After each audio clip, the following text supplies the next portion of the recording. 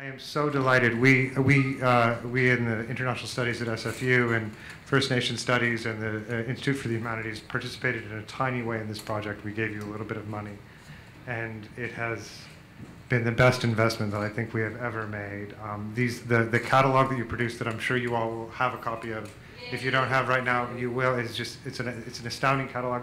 The works of art are. There's something, they're indescribably wonderful. So thank you for letting us be a part of this, wherever you are, Ari. But Ari asked that I come up and talk, because we had a conversation. I think it was actually in March. It was at a cafe on the west side. It was March? It had to be March, because actually my oldest daughter was writing a math test at Bing that day, and I had an hour, and we met, and we briefly talked about this. And she told me her idea, and it immediately struck me as to why this was a brilliant idea. And in order to talk a little bit about that, I want to talk about my 5,000, the 5,000-year-old tradition. The calavera is a part of a long-standing artistic tradition in Mexico that originates in the pre-Hispanic times. If you ever go to Mexico City, and I recommend every one of you who has not been to Mexico City, you really should. It is one of the most astounding cities you will ever visit. You go to the Templo Mayor, which is the ancient Aztec pyramid in the heart of the city, and you look along the side of the wall of the Templo Mayor, and you will see skull after skull after skull. Now, these are carved skulls. They're not ceramic skulls. They're carved in stone. But these skulls were one of the critical sort of iconographic expressions of what it was to be a member of the Mexica community. And as an artistic representation, it became part of Mexico for over the course of many centuries, and in a particular way that is sometimes unfamiliar to the way that North Americans think about their relationship to their own indigenous past. And that is to say that it was a thing that was pre-Columbian. It was a thing that was deeply indigenous. The clayey soils of the highlands of Mexico, the images that you saw there were from the state of Puebla, have produced these red clays that have for millennia been used to make pots, to make calaveras, to make any number of figurines that continue to be sold in artisanal markets across the country. But it's something that is a national art tradition and not simply identified with an indigenous past. All Mexicans understand the calavera and the Day of the Dead and the variety of sometimes ironic, sometimes humorous, sometimes tragic sort of artistic expressions associated with these art objects as part of who they are as a people, as a defining part of who they are as a people.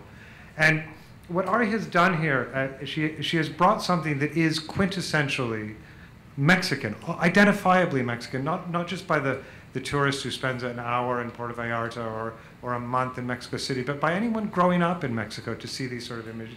She's brought them in. She's reminded us in this exhibit, and in the way that she curated this exhibit, that these works of art are not simply the product of a single, pure, preserved artistic tradition, but they're part of a global heritage that has many layers in it. And what she has done for us is she's added another layer in a beautiful, and of course the artist had something to do with it, but Ari, she's done something that for me is the very best that this city is, which is to say that we often in Vancouver have these very stale conversations about this thing called multiculturalism. I'm a professor, so I could talk to you for an hour and a half about multiculturalism, but I'm not going to. We talk about, a very good friend of mine often says, she stands up to her students, she says, culture is not a jam, you cannot preserve it. And we often talk about culture as if it is, especially when we talk about multiculturalism. We identify this is that culture, and that is that culture, and that is that culture, and God forbid that you should ever mix them, because if you mix them, you're going to produce something that's unpalatable.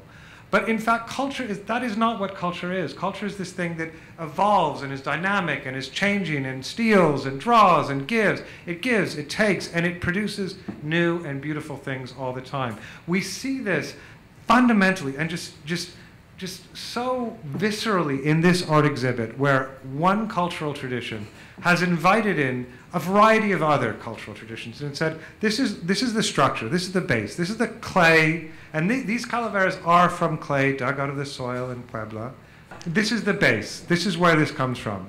Now you bring your artistic expressions, you bring who you are, you bring what it is to be from your tradition, or just maybe from your weird, strange mind. And you put it here, and let's make something new and even more beautiful than the things that existed when they were just apart. That's multiculturalism at its best. That's Vancouver at its best. And that is something that is so beautifully present here. So I thank you for that. I thank you, the artists, who I still can't see, for all of that.